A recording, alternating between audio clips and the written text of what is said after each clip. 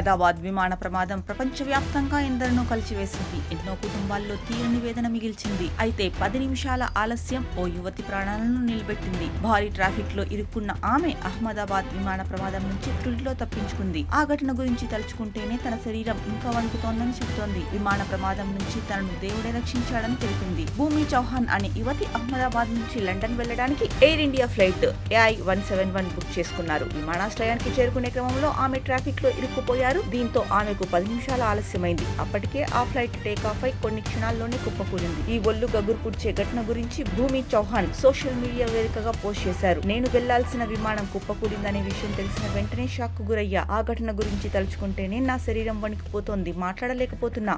నా mind blank అయిపోయింది. ఆ దేవుడికి ధన్యవాదాలు.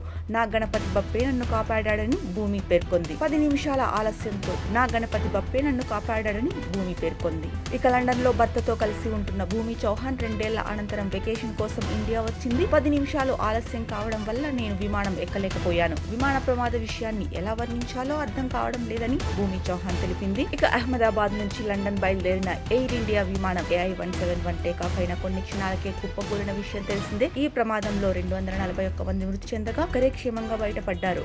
ఘటన జరిగిన సమయంలో విమానంలో 230 మంది ప్రయాణికులు, 12 మంది సిబ్బంది ఉన్నారు. విమానం మెడికోలు ఉంటున్న భవనంపై పడడంతో వారు 24 మంది చనిపోయారు.